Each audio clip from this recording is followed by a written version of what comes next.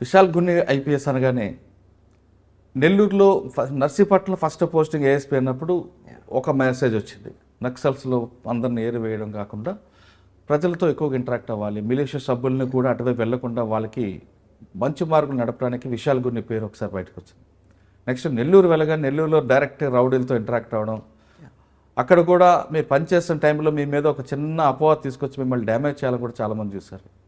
అక్కడ నుండి డైరెక్ట్ కాకినాడ వచ్చారు. కాకినాడ మీరు వస్తున్నప్పుడే రౌడీల పాలిట సింహ స్వప్నం అంటే ఒక మెసేజ్ రావడం, కాకినాడలో మీరు జాయిన్ అయిన వెంటనే రౌడీలందరికీ కౌన్సిలింగ్ చేయడం, ఒక మెసేజ్ పోయింది.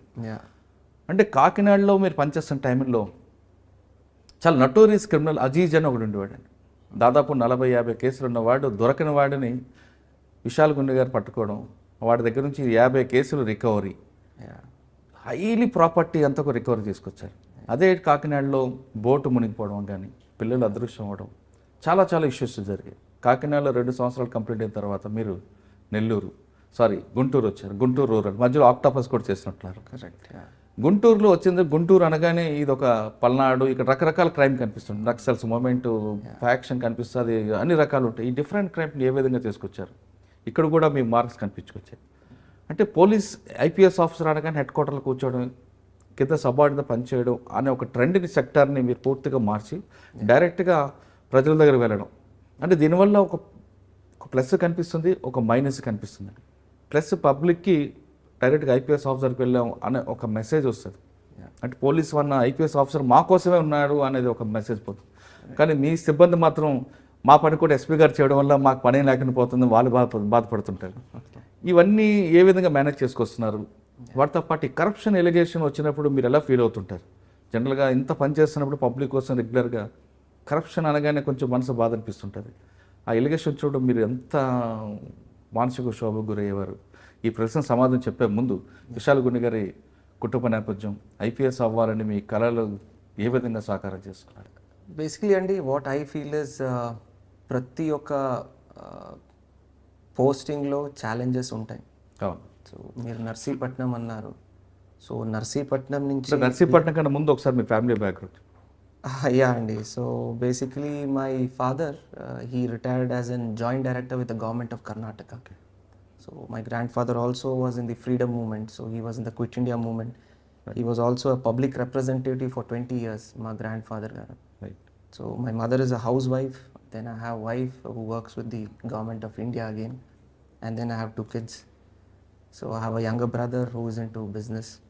So it's a small family. At the same time, ee oka family బాధ్యతలతో you need to keep in mind the fact that every posting brings with it challenges.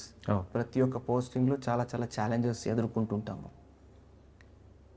Narsipatnam నుంచి start చేస్తే మీరు చాలా వెనక వెళ్ళిపోయారు. సివిల్స్ రాకముందు ఏం చేశారు? సివిల్స్ రాయాలని మీ ఆలోచన వెతుకుచ్చింది, దానికోసం ఎంత కష్టపడ్డారు? అంటే నేను ఎడ్యుకేషన్ మొత్తం బెంగళూరు అండి. So I studied history, economics and political science in Bengaluru, Saint Joseph's కాలేజ్లో. దాని తర్వాత ఢిల్లీకి వెళ్ళాను. ఢిల్లీ స్కూల్ ఆఫ్ ఎకనామిక్స్లో మాస్టర్స్ చేసిన వెంటనే స్టేట్ ట్రేడింగ్ కార్పొరేషన్ అని ఒక కంపెనీ ఉంది, గవర్నమెంట్ ఆఫ్ ఇండియా వాళ్ళు. సో అక్కడ క్యాంపస్ రిక్రూట్మెంట్ జరిగింది. So had a very good package and it was very nice.